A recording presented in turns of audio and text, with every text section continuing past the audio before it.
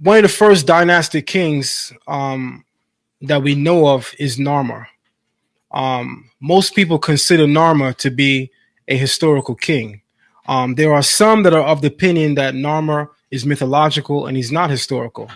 But the consensus is that Narmer was more than likely a historical being, but nonetheless, there's some that believe he was mythological. Those that believe he's mythological, they see the first dynastic king as being Menai or Menes in the Kemetic legacy. And I want to say this: whenever we want to ascertain the key components for looking at whether or not someone is historical, I would narrow it down to three for argument's sake, although there are several more than three, but I will narrow it down to what I believe are three major components to assessing whether or not someone is historical.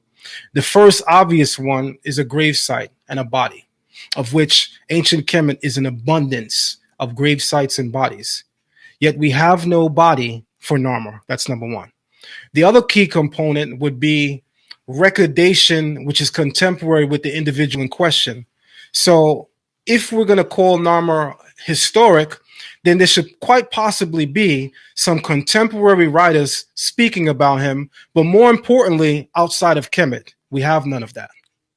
Number three, and which I think is a very, very important key component in assessing whether or not someone is historical, is that you have to actually, aside from looking at bodies, aside from digging up graves and from looking at whether or not there are writers speaking of them, you have to obviously rely on the archaeological data.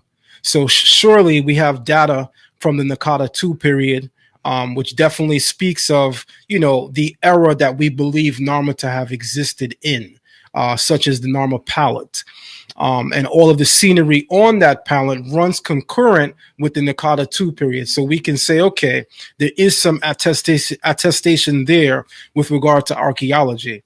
But there's other two key components missing, which is there are no contemporary writings of him outside of what is written about him in the Narmer palette itself. Mm-hmm. There's also no body. So just looking at those three components alone, you really couldn't call him historical.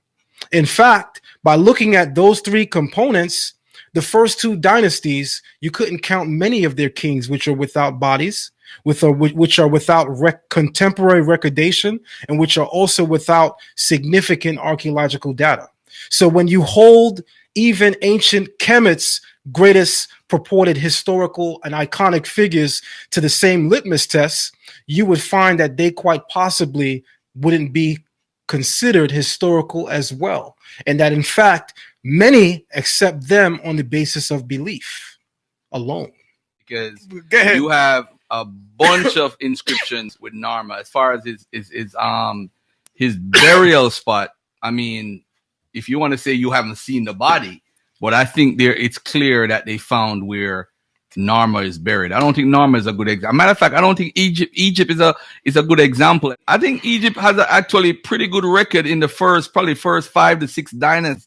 If we go one by one, I'm pretty sure you would find information of the kings, and information about where they were buried and so forth.